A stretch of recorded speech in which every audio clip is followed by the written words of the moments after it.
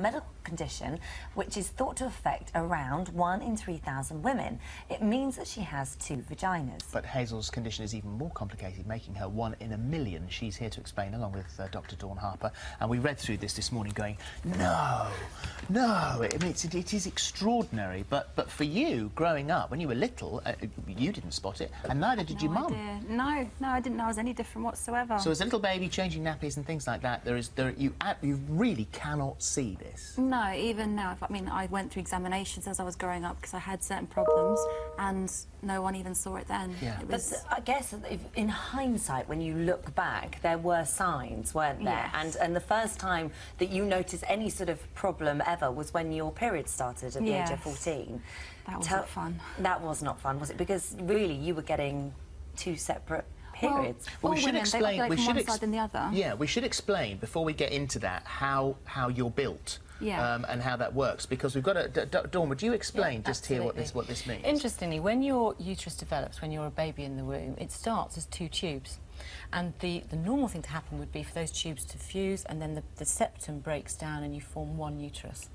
What's happened with Hazel is that septum never broke down, and the 2 tubes have made 2 separate uteruses and 2 vaginas and 2 cervixes, which obviously has huge implications for you in terms of things like smear tests and so on. Yeah.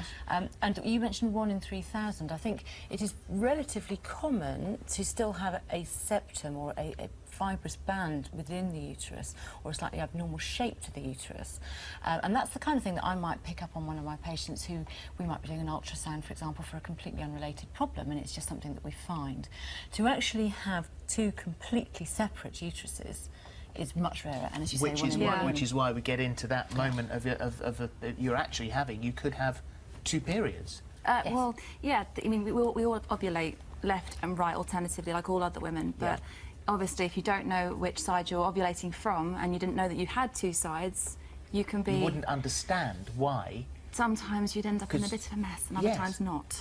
Gosh, that must... I mean, at that age, when you're just starting your period anyway, and it's all a bit confusing, it's all a bit messy, and it's all a bit horrid, it must have been terrible for you. It wasn't nice. I mean, I had friends, I'd try and explain to them having problems, and, you know, I'd say to them, they had no idea what I was doing wrong. They looked even more confused than I did. Well, because you did ask one of your friends, didn't you? And I did. I'll get you to explain this, that you didn't... You were saying, well, which hole? My more embarrassing story is when I actually did ask a friend. I said, do you have any problem working out which hole to put in? She thought I was putting them up my bottom.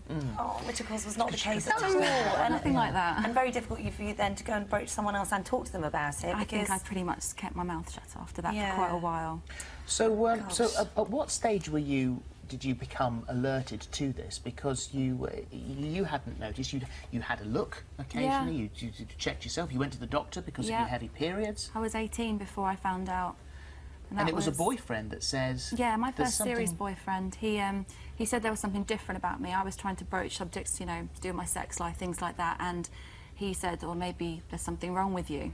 He said, I've always noticed there's this thing here, and I completely freaked out and went to go and check on it.